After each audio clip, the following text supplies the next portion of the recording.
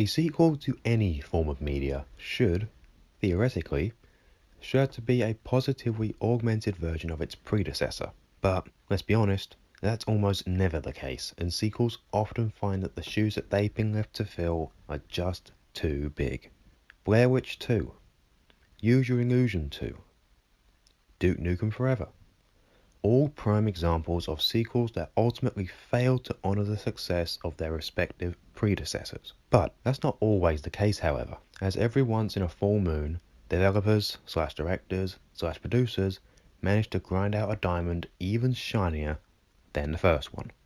The Godfather Part 2, Home Alone 2, and, dare I say it, the game that we'll be talking about today. It doesn't happen often, but it does happen, and Ubisoft definitely had shoes to fill the size of which would make Godzilla cower in fear when they made the follow-up to their immensely successful and downright groundbreaking titan known as Assassin's Creed 2. But if I can make at least one thing clear in this intro, it's that I definitely did not shy away from the task and dove into this seismic challenge head first when making the game's direct sequel.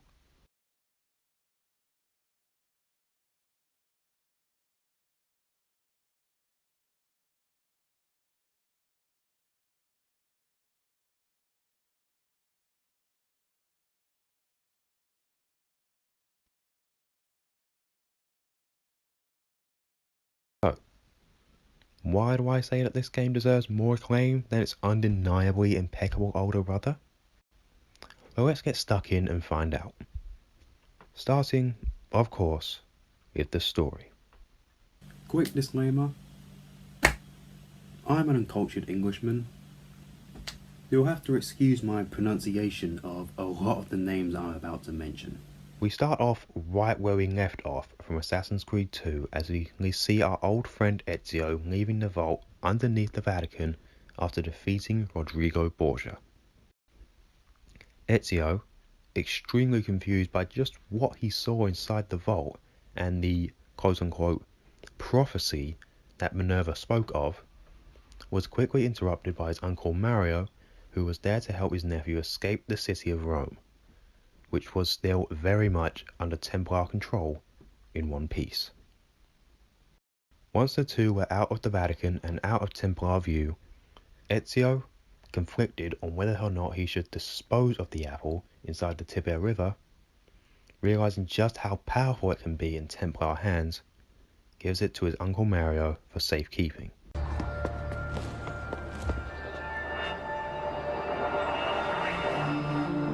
This decision is yours alone to make. Only do so quickly. Give it to me. You can do with it as you will later. Bene. The two then rode back to Mario's villa on horseback, with Ezio finally feeling a sense of peace and stability now that his near lifelong personal vendetta is finally over. Once back at the villa, Ezio is greeted by old buddy Niccolo Machiavelli from Assassin's Creed 2, who strongly challenges Ezio's decision to leave Templar Grandmaster Rodrigo Borgia alive despite being in a prime position to take him out. Ezio, still showing that he had at least some of his useful ignorance in him, passes off a possible act of revenge from one of Europe's most powerful men. He was also greeted by one Katerina Swartzva, whom we met, rescued, and subsequently caught feelings towards during his brief stay in her town of Forli, in which she was ruler in Assassin's Creed 2. She was also a main fixture in the Battle of Forli DLC for that game, so fans are already very familiar with her by that point. That our man Ezio was about to get a lot more familiar with her. As not long after our hero's return, Ezio and Katerina spent a steamy night together, which is the best way I can describe it whilst keeping this video at least somewhat PG. This is an M-rated game after all. So, you remember when I just talked about Ezio passing off a potential revenge attack from the Borgias? Yeah. Big mistake on Ezio's part. Add that to the tally that I can't be bothered to edit in. As the very next morning, Ezio was abruptly awoken by the Villa Monterigoni being under extremely heavy assault from the Templar army with both soldiers and cannon fire. Ezio, along with Mario and his army, evacuated the civilians before attempting to fight back, but it was ultimately in vain, as Ezio ended up badly wounded and having to witness his uncle Mario get killed by Cesare Borgia, son of Rodrigo Borgia, as the villa lays in ruins.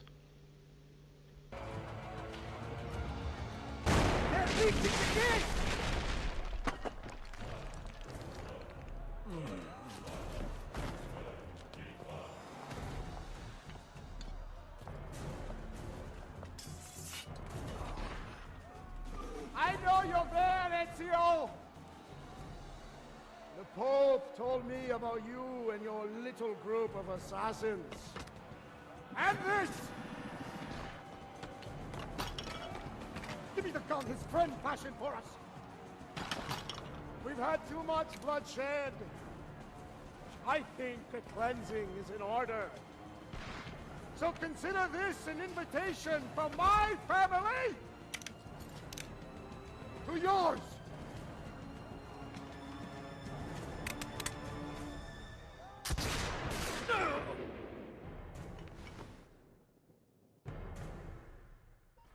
Ezio decides to try and chase his uncle's murderer on horseback, but passes out from the pain of his injuries somewhere on the way to Rome. I feel like this introduction sequence generally goes extremely unappreciated, as it manages to achieve so many different things in such a short amount of time. It produces a sense of excitement and intensity when escaping the Vatican and attempting to defend the Monterigoni villa from Templar siege. It produces a sense of sorrow and despair as we witness Mario Auditore get murdered. It produces a sense of sympathy and pity for Ezio as we witness one grueling journey end and then subsequently start anew, and also trying to fight on despite near fatal injuries.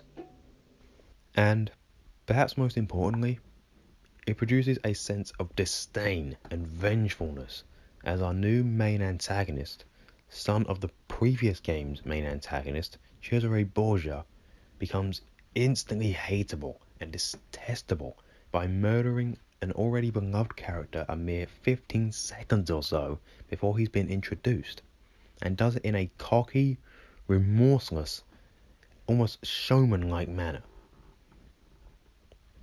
So, overall, while it may not be as memorable or as character-defining as Assassin's Creed 2's introduction, the introduction to Assassin's Creed Brotherhood more than does its job of setting the stage for the rest of the game by giving us a despisable antagonist, a sympathetic and vengeful protagonist, and a nice main story thread to lead off of. We then return to the modern day, as Desmond awakes from the Animus in the back of a van along with Lucy, Sean and Rebecca on their way to a new hideout after their last one got found out and overrun by the modern day Templars at the end of Assassin's Creed 2. We then arrive at our new modern day safe house, and the violent siege of the Villa Monterigoni wouldn't soon be forgotten, as it is none other than the ruins of that very same villa, which by that point was very much a shell of its former self, what with it being abandoned and in pieces and all. The team then worked their way into the sanctuary underneath the villa, where the unlockable Altair's armor set was in the previous game. The team explained that it would be best to set up underground, as it would hide them from Abstergo's cell towers. During the ride to the abandoned villa, it is explained that the assassins believe that Minerva may have altered the apple somehow, and that they may be able to use it to avert the incoming disaster that could wipe out humankind, and we need to improve Desmond's synchronization with Ezio's memories to be able to access the memory that would reveal the location of the apple, as Ezio was the very last person known to be in possession of it. We then return to the Animus, where we see Ezio sluggishly regain consciousness in a small house near Rome. He was then supplied with fresh clothes and some armor before getting some medicine from a nearby doctor and meeting with Machiavelli. Machiavelli informed Ezio that the once great city of Rome was in complete disarray and under massive oppression, having been clenched tightly in the mighty fist of the Borgia's reign, and that the Assassin Brotherhood was in shambles. Ezio then made it his mission to rebuild the Assassin's Guild with the help of the other guilds in the city, like the thieves, courtesans, and the mercenaries, and free the city of Rome from the Borgia's almost dystopian-like rule, and return Rome to its former glory. Ezio would then spend the next 4 years rescuing oppressed citizens of Rome who wished to take back their city and recruiting them to the assassin ranks, sabotaging Cesare's supply lines, resources, and funding, and assassinating all of Cesare Borgia's key people whom had a good hand in keeping Rome under their control. Fairly early into the game, however, we meet with our old friend Leonardo da Vinci, who is both delighted and equally distraught. Leonardo tells Ezio that he has been forced to make various machines of war for the Borgia family since before the end of Assassin's Creed 2, which were used in the siege of the villa and also being used to ensure Templar control. Leonardo pleads with Ezio to destroy his creations before they have a chance to be used, which Ezio has absolutely no issue with, and that he will still help Ezio's cause however he can despite being on the Borgia family's leash. It's good to know we can always count on good old Mr. Da Vinci. You would also come to learn that during the siege of the villa, Caterina Sforza was captured and transported to Rome under the supervision of Lucrezia Borgia, daughter of Rodrigo Borgia and sister of Cesare Borgia. We witness Caterina get escorted from her prison cart in the streets of Rome to her cell in the Castel Sant'Angelo by Miss Borgia herself and her guards. After Caterina is imprisoned with the key to her cell on Lucrezia's person, she is greeted by Cesare, where he and his sister share a kiss, and promises that when he rules all of Italy, she will be by his side as his queen. Oh yeah, I should also briefly mention that Cesare and Lucrezia are also in love. Because just a little bit of incest is just what every great game needs. Game of Thrones, eat your heart out. We then tail Lucrezia to the Borgia Castello to retrieve the key. But that doesn't go too well, however, as Ezio is spotted by Lucrezia in the Castello gardens, who refuses to give the key to him before calling for the guards. Ezio, not willing to harm a woman, had to think fast and ended up picking up and carrying her to Caterina's prison cell. Because harming a woman is a complete no-no. A kidnapping one is A-okay. After noticeably dismantling and diminishing the Borgia influence in Rome and returning it to its people, Ezio is given the title of Mentor of the Assassins in Italy by Machiavelli. Again, another feather in the hat in the amazing journey that we witness Ezio go on. He went from being blissfully unaware of the Secret Brotherhood's existence to being the mentor of all the assassins in Italy.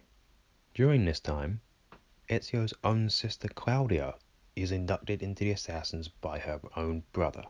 Yet another beautiful transformation as Claudia went from whiny, entitled teen in Assassin's Creed 2 to devoting her life to the assassins and their cause. Ezio then turned his full attention back to his sworn enemies, the Borgia family.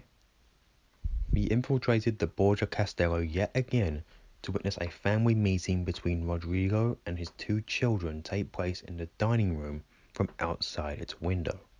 Rodrigo and Cesare were having a conversation as Cesare was eating an apple as Lucrezia runs in and says that her supply of poison was missing and that Rodrigo growing ever so afraid of his son's never-ending lust for power, attempted to poison him with that apple.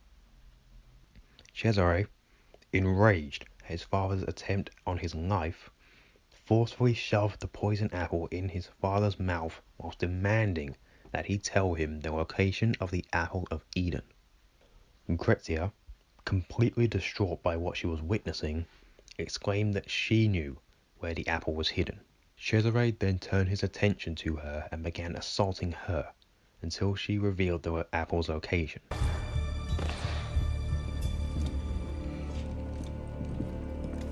What has happened here?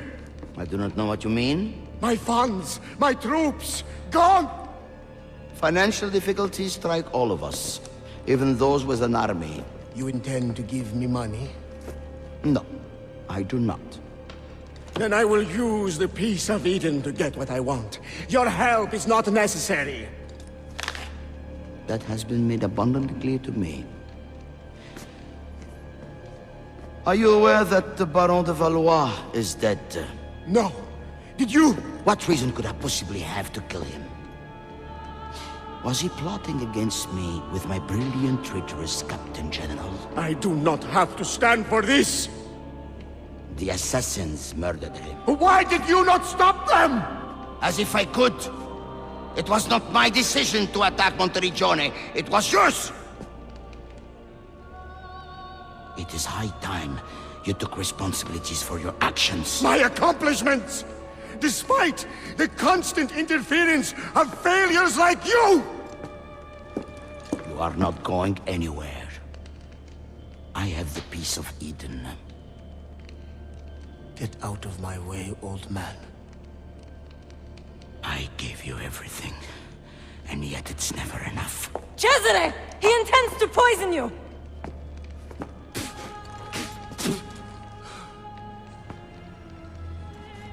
You would not listen to reason.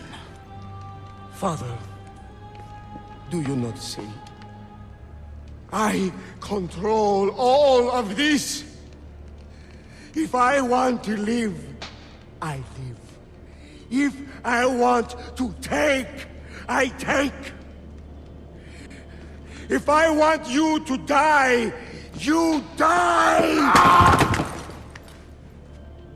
Where is the piece of Eden? Stop! I know where it is! And you did not tell me he had taken it? Cesare, it's me, your queen. You are my sister, nothing more. Where is it? You never loved me? Where is the apple? Tell me! Tell me! Now, I don't know about you, but this family drama is way more entertaining than anything EastEnders has to offer. Ezio then infiltrated the building to aid Lucrezia, but it was too late, as she had already given in to her brother's orders. After paying his respects to a fallen Rodrigo Borgia, Lucrezia told Ezio where the apple was being hidden in an effort to stop her brother's maniacal power trip. The chase took them to the Basilica di San Pietro, where the apple was hidden by Rodrigo Borgia. Ezio managed to retrieve the apple before Cesare could get his hands on it, and was forced to use it to demilitarize Cesare's incoming army. In one last private victory, Cesare and his surviving men fought Ezio and his battalion of assassins, but it was ultimately in vain, as Cesare was then arrested and sent to be imprisoned by the order of the new Pope, Julius II, for crimes including murder and incest.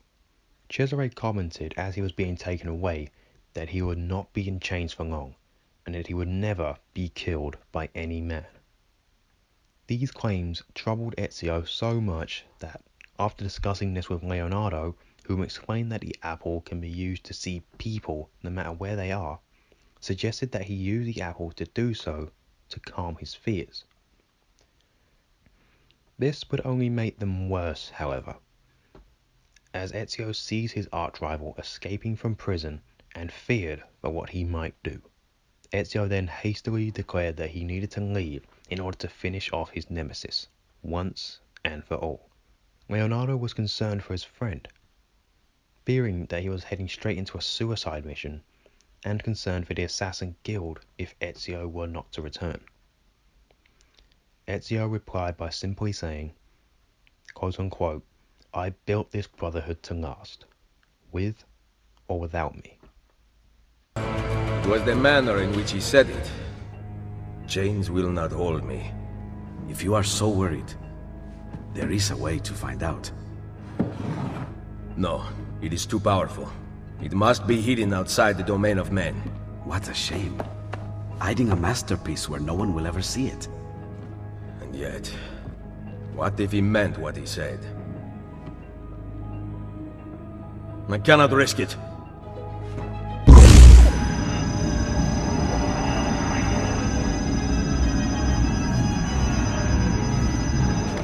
Cesare was right. I have to leave. What about your friends? I built this Brotherhood to last, with or without me. That then takes us to the year 1507, where Ezio had finally tracked down Cesare, about to lay siege to the city of Vienna, Spain. Ezio fought his way through the ground infantry and managed to corner Cesare on the walls of the castle. A climactic final battle ensued, which Ezio ultimately won. Cesare, in one final act of delusional defiance, said again that he would never die by the hands of man, which Ezio replied with leaving him to the hands of fate, and threw his mortal enemy off of the castle walls, thus both providing us an amazing and satisfying visual and moment, and also putting an end to the seemingly never-ending tyranny of Cesare Borgia. Couldn't have happened to a nicer guy, if you ask me. Ezio then took the apple to an Isu vault underneath the Santa Maria Accioli back in Rome, in the Temple of Juno. We are then transported back to modern day, where we see Desmond emerge from the Animus shortly after reliving the memory, to see the rest of the team already trying to deduce a way into that vault, and Rebecca mentioned that the vault is required a spoken password. The team managed to figure out the password before quickly driving to the location of the vault where the apple lays dormant. Ezio then separated from the rest of the team in order to find a way into the vault quicker. As he made his way through an underground passageway, he encountered another one of the first civilization of superior beings, this time by the name of Juno. Similar in looks to Minerva, whom we were familiar with by this point. She went to talk in length about the formation, the rise, and ultimately the demise of humankind during the era of the Isu. She told of how the humans turned from slaves specifically designed to serve Isu needs to growing rebellious against their masters, which started a decade-long war of hatred between the Isu and humankind, which only ended due to the Great Catastrophe, which was already explained to us in Assassin's Creed 2. After Juno disappeared, Desmond then proceeded to unlock the door into the passageway, and the team managed to unlock the door into the vault using the spoken password. The door opened to reveal a massive, beautiful, yet eerie, empty chamber with a tall, raised platform in the middle above a deep, dark abyss where the Apple of Eden sat. Desmond then went about activating a series of mechanisms throughout the chamber, whilst Juno's voice echoes ominously throughout the caverns, giving interesting bits of extra lore by speaking of the pieces of Eden and the Isu's sixth sense. As if that wasn't already strange enough, Desmond was apparently the only one that could hear her.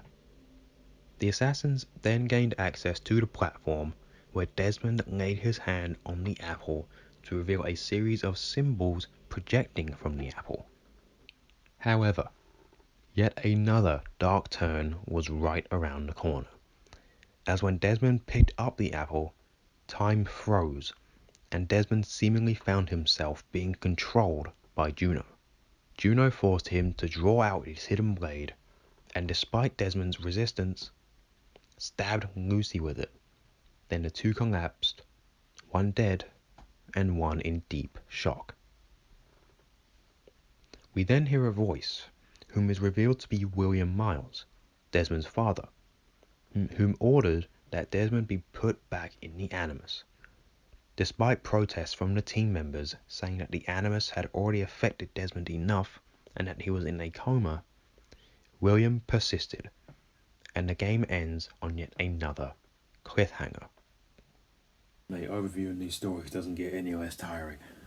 After summarizing the narrative of this game, I'd like to start off by saying that the direction of the narrative of Assassin's Creed Brotherhood may seem very similar to that of Assassin's Creed 2 on the surface, but it actually takes a very different and intriguing approach. And let me explain what I mean by that. The narrative of Assassin's Creed 2 is predominantly based around the personal evolution and character progression of Ezio, with what's happening in the world around him still touched upon, but is ultimately a side matter. Assassin's Creed Brotherhood takes that exact concept but flips it on its head. The narrative of this game is focused on what's happening in the world around Ezio, with Ezio's character progression being a side note, as most of it was already done in the previous game, which at first may seem like a bit of a downgrade, before you remember that Ezio's character progression didn't really need to be touched upon by this point. It was already done, so taking the chance to focus on everything else was really the only logical direction. It allows more side characters to shine, and also gives the various factions like the Assassins and the Templars more importance through more exposure. There's also a string of side missions that players can choose to interact with, which revolves around Ezio's love, Christina's memories from Assassin's Creed 2, where Christina helps Ezio give his father and two brothers a proper burial after their execution in the previous game, and Ezio helping Christina's new fiancé sometime after Ezio is forced to flee Florence. These invoke fountains worth of emotion and intrigue as Ezio and Christina draw you in with their almost Romeo and Juliet-like story arc, which is doubly as impactful when you realize that Christina is still ultimately a side character, and you only really see her during these string of side missions that players aren't even required to do. I have to leave the city. Christina, I want you to come with me. I want to, but I can't. My family. So we'll always be together, Christina. It's you.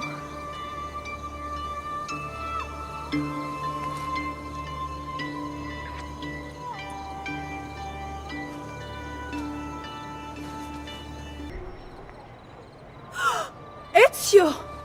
What are you doing here? I only just came back to Firenze.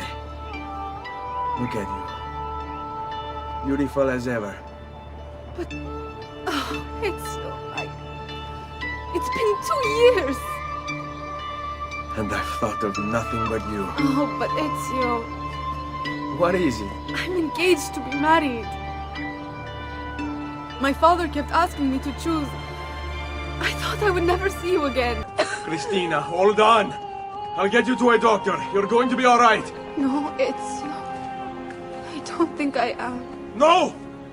Don't go. Stay with me, Christina. Ezio, don't you know? I've always been with you. I wish we could have had a second chance.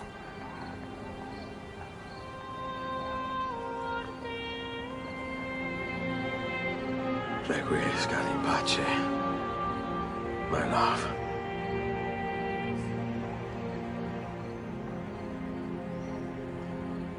Also, I may or may not have mistakenly said that these scenes were a part of Assassin's Creed 2 and not Brotherhood. But hey, we don't talk about mistakes around here so long as I'm the one that made them. And let's not forget that this game will be nowhere near as incredible as it is without the exceptional antagonists. namely Cesare Borgia. I can confidently say that Cesare Borgia is by far the best antagonist that Assassin's Creed has ever seen, and it's not even close. He's a cowardly, entitled, privileged weasel who only finds confidence through undefeatable power in uneven battles, and then acts like he just took on an entire army by himself. He treats everyone, even his own family, like nothing more than dirt, and is not satisfied until the whole world are at his feet, and he doesn't care who he hurts along the way.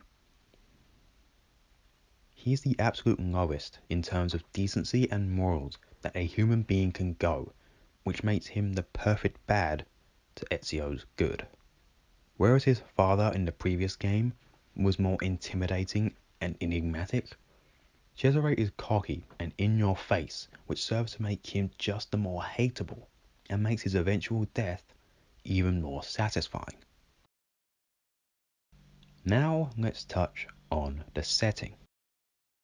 The setting to this game has a very unique and interesting feature with its setting, and I'm not necessarily talking about the location when I say that. While the beautiful and grand city of Rome is a spectacle just in itself, the interesting part is that it can change and evolve depending on how much you choose to do for it. It starts off in a depressing state of deep despair when under the Borgia's rule, but as you begin to take back and liberate various parts of the city, it gradually begins feeling more lively and more like a blooming capital city. And of course, as well as the blossoming city of Rome, you also have the countryside, which is just as serene as it was in the previous game. Now let's swiftly move on to the gameplay.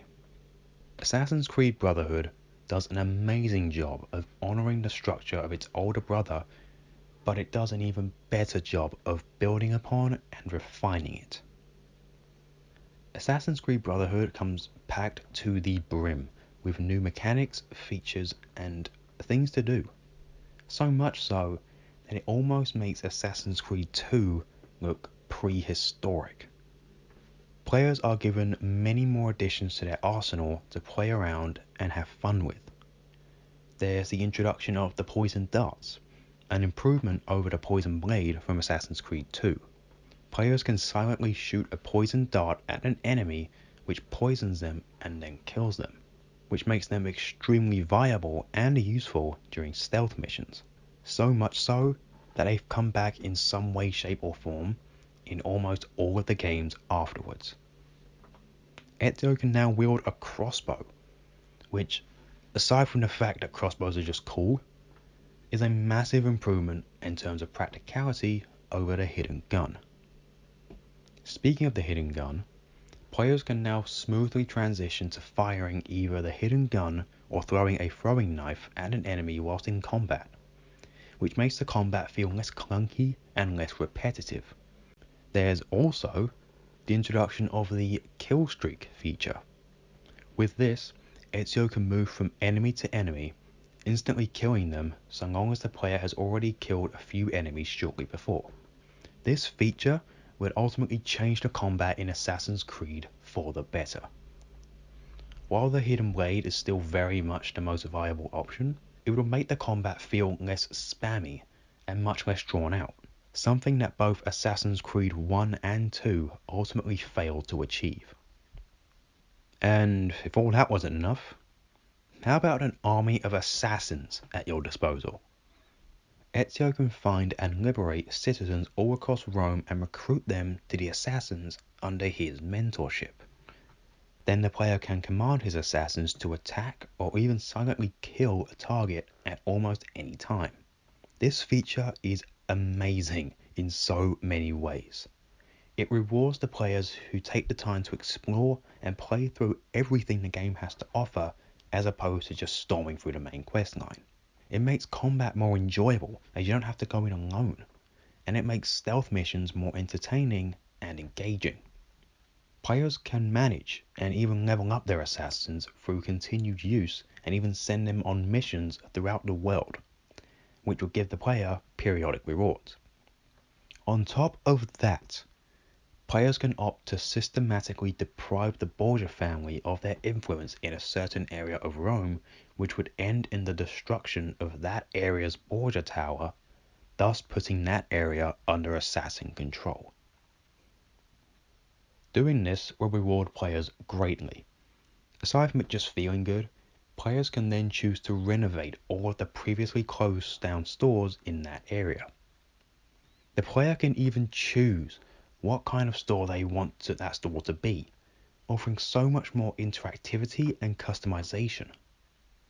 Players can then also renovate a headquarters or a horse stable for one of the allied groups and factions, making those groups stronger and more accessible in that area. It's basically a more improved and built upon version of renovating the villa in Assassin's Creed 2. On top of all of that, the game comes jam-packed with new collectibles. The feathers make a return from Assassin's Creed 2, as well as the introduction of the Borgia flags. Players can honor Leonardo's wish by finding and destroying all of his various war machines located throughout the map. And, most notably, the assassin tombs from Assassin's Creed 2 are replaced by the layers of Romulus, which are almost functionally identical to the assassin tombs, as they both all have a key at the end, and collecting all of the keys unlocks an extremely powerful set of armor. Assassin's Creed Brotherhood was also the first game in the series to introduce an online multiplayer mode. Do you remember that this game had a multiplayer mode? No? Don't worry, I didn't either. Had to look it up actually. Unfortunately, the multiplayer modes in Assassin's Creed games are usually either a completely meaningless waste of time or an absolute colossal failure, and this one falls into the category of the former. There's just simply nothing to do, and it just gets incredibly boring incredibly quickly. So much so that you regret even clicking on it, and then you just sit there afterwards wondering why it even exists. It's so deprived and scarce of meaningful content that I still to this day wonder why they not only decided to include it in the game, but not bother to improve upon it in the future games.